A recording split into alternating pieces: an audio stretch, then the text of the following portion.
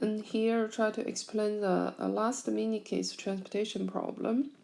First, let's understand this problem.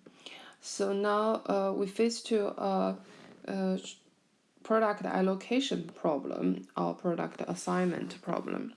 So let's see this problem in network structure. So we assume, so in this problem we actually have three refineries. So we have three refineries. So we see refinery 1, refinery 2, refinery 3. And we also have three hubs. So we have hub 1, hub 2, hub 3. And then the oil company can actually send or transport gasolines to the three client hubs. So from refinery 1, you can send gasolines to hub 1, hub 2, hub 3, and for refinery 2, you can also send to three different customers. And the refinery 3, you can also send to different hubs. So that's a transportation problem. So now the question is how many units they should send from each refinery to each hub. So that also means what we need to decide. So if we say, okay, so from refinery 1 to hub 1, you can transport X11 units gasoline, and then you could have X12, X13, and then you should also have X21, X22, and X23, and we have X31, X32, X33. So that's the decision variables. So we just write the decision variables formally. Then we first define decision variable. So let Xig be the gasoline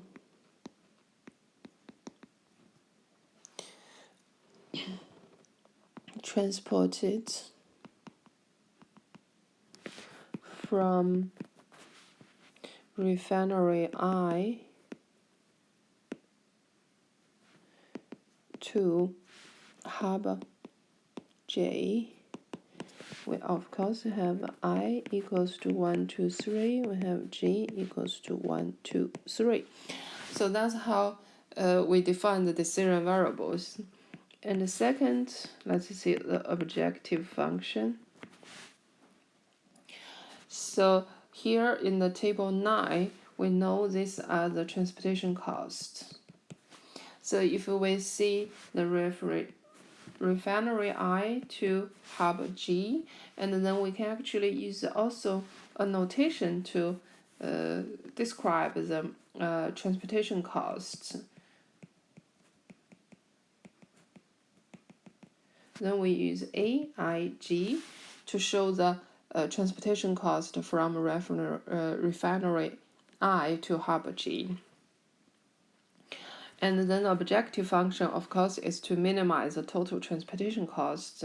So because now we don't know you're going to transport the gasoline from which refinery to which hub, so we assume there are all the possibilities. Then we actually define minimize the total transportation cost equals to sigma I, sigma G equals to 1, 2, 3 equals to 1, 2, 3, and we use AIG is a transportation cost times XIG transportation quantity. So these are the objective function. The third step is constraints. So Here the constraints mainly is the capacity and the demand. So first let's see in the text you can see the demand for gasoline is 100 barrels for harbor 1, 250 barrels for harbor 2, 150 barrels for harbor 3. Then you have to count the total quantities transported to the harbor 1.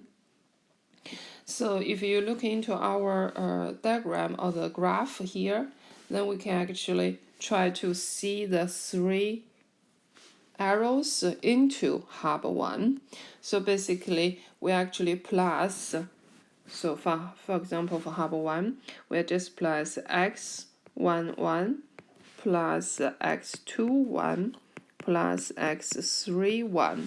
So you can see the transported quantity from 3 refineries totally or together will be the quantity used to satisfy the demand in the harbor 1.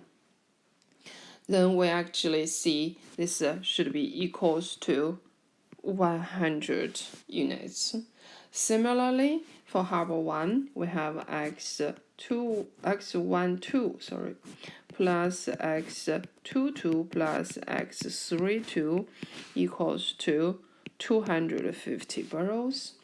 And then we have x13 plus x23 plus x33, that will be 150. So it's harbor 1, harbor 2, and harbor 3 demand. So this is 3, we name it as demand constraints. And then the second set will be the capacity constraint from your for your refinery. And now you can see the total quantity actually is transported out from each refinery. We can just drop, use the same green color.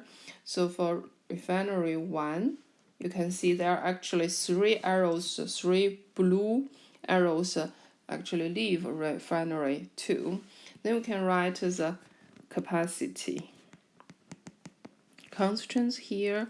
So we have x11 plus x12 plus x13 should be equals to the capacity of 50 barrels. So this can also be seen here in the text. So these are the capacity constraints. And then we can see for refinery 2, you have all these right arrows, then you can plus them together. Then we get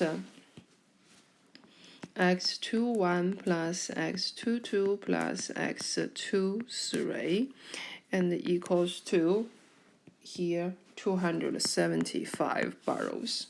And then the third reference is 1x31 plus x32 plus x33 equals to 175 barrels. So these are the capacity constraints.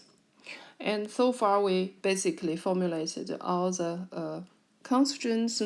And in the end, do not forget we also have a non-negativity constraint, which xig should also be greater than or equals to 0. So this is a simple. This is a small example of a transportation problem. If you got time, you can just look into that to try to understand this problem. Otherwise, we can wait. We will continuously to meet this problem again.